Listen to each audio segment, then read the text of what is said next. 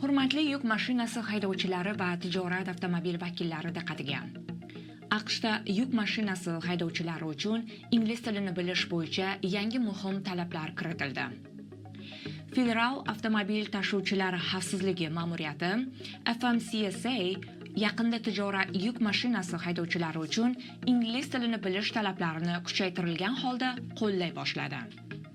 Bu chora Prezident Trump tomonidan aprelda imzolangan yangi farmon asosida kuchga kirdi. Ushbu qaror mavjud federal qoidaga 49 CFR 391-11 bandiga qat'iy rioya etishni qaytadan tiklaydi.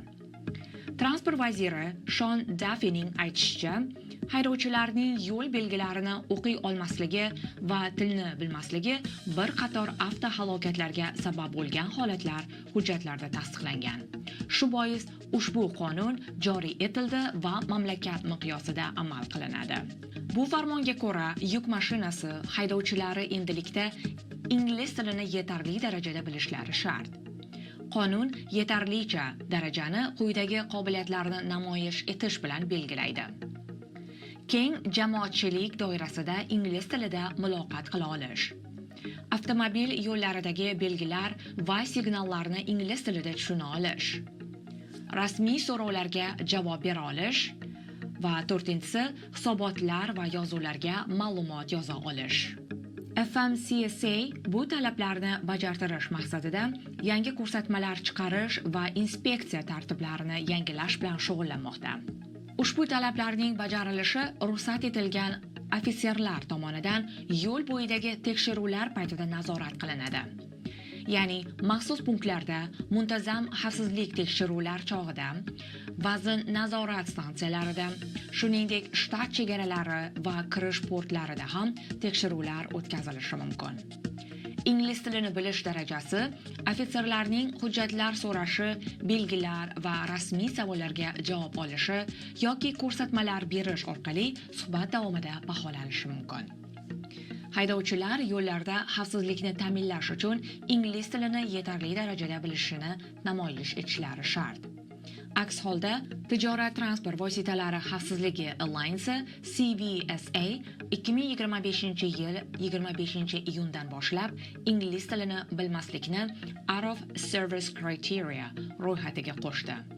Ya'ni avvallari ushbu talablarning ijrosi bo'shroq nazorat qilingan bo'lsa, endi yangi farmonga binoan bu talablarga javob bermaydigan haydovchilar xizmatdan chetlashtiriladilar.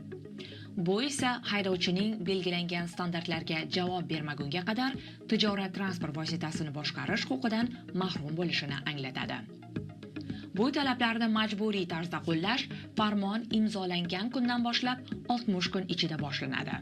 Federal darajadagi asosiy jazo bu haydovchini xizmatdan chetlashtirish, out of service bo'lib, aniq pul jarimalari federal qoidalarda ko'rsatilmagan.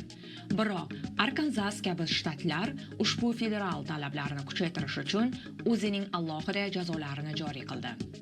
Ya'ni to'rtala talabni bajarmagan har qanday yuk mashina haydovchisiga $500 va keyingi har bir qonun buzilish holatlari uchun esa $1000 jarima solinishi mumkin.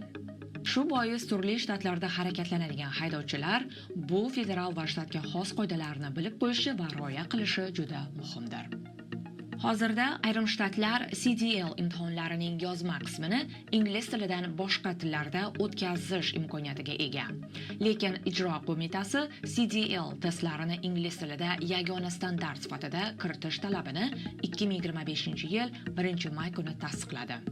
Haydovchilar va transport qo'mitasi o'z tavsiyasida shunday deydi: Agar haydovchi imtihonni ingliz tilidan boshqa tilda topshirib CDL olsa, u darhol haydovchilik malakasi bo'yicha xizmatdan chetlashtirish, out of service holatiga tushib qoladi va bu esa qonun talablariga mos emas. Xulosa qilganda, bu kiritilgan yangi talablar ko'pchilik CDL haydovchilarining va yuk tashish biznes egalarining faoliyatiga katta o'zgarishlar olib kelishi mumkin. Ogoh bo'lish va tegishli choralarni o'ylab qo'yish tavsiya qilinadi.